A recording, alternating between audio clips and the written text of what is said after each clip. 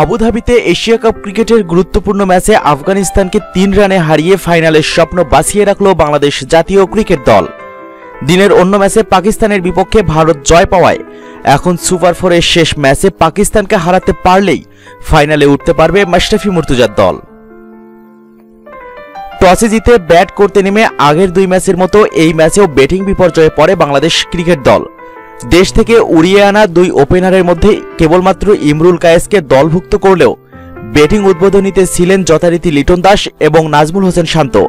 তবে এদিনও শান্ত নামের প্রতি সুবিচার করতে পারেননি। দলীয় 16 রানে আফতাব আলমের শিকার হয়ে সাজঘরে ফেরেন মাত্র 6 রান করে। পরের ওভারে মুজিবুর রহমানের বলে এলবিডব্লিউ হন 1 রান করা মোহাম্মদ মিঠুন। 18 রানেই টপ অর্ডারের 2 ব্যাটসম্যানকে হারালে চাপে পড়ে যায় বাংলাদেশ জাতীয় ক্রিকেট দল। তবে সেই চাপ জয় করে প্রতিরোধ করার ইঙ্গিত দিয়েছিলেন লিটন দাস এবং মুশফিকুর রহিম, কিন্তু ব্যক্তিগত 81 রানের রশিদ খানের বলে ইহাসানুল্লাহর হাতে তালুবন্দী হন 43 বলে 41 রান করা লিটন দাস। এরপর দলীয় 81 রানেই 0 রানে সাকিব আল হাসান এবং দলীয় 87 রানে 33 বলে 52 রান করা মুশফিকুর রহিম রান আউট হলে আবারও টাইগারদের ব্যাটিং বিপর্যয়ের শঙ্কা জেগে ওঠে।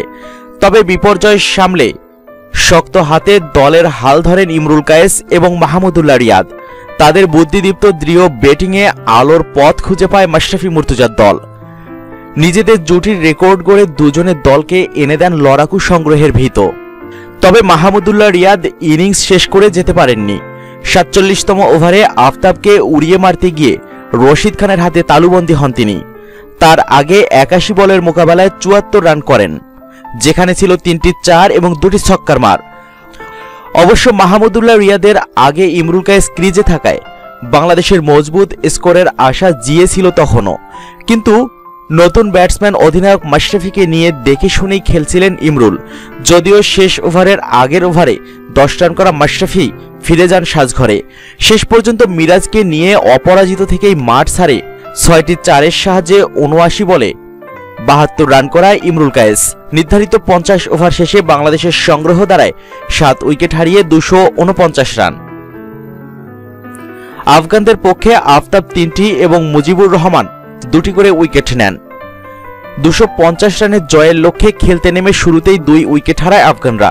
দলীয় 26 রানে 2 টপ অর্ডার ব্যাটসম্যান 8 রান করা এহসানুল্লাহ জান্নাত এবং 1 রান করা রহমত শাহকে হারিয়ে চাপে পড়ে যায় আসগর আফগানের দল। তবে সেই চাপ সামলে দেখে শুনে খেলতে থাকেন ওপেনার মোহাম্মদ শেজাদ। তাকে যোগ্য সঙ্গ দেন হাশমতুল্লাহ শাহিদি। অর্ধশতক তুলে নেওয়ার পর সাজঘরে ফেরেন শাহজাদ।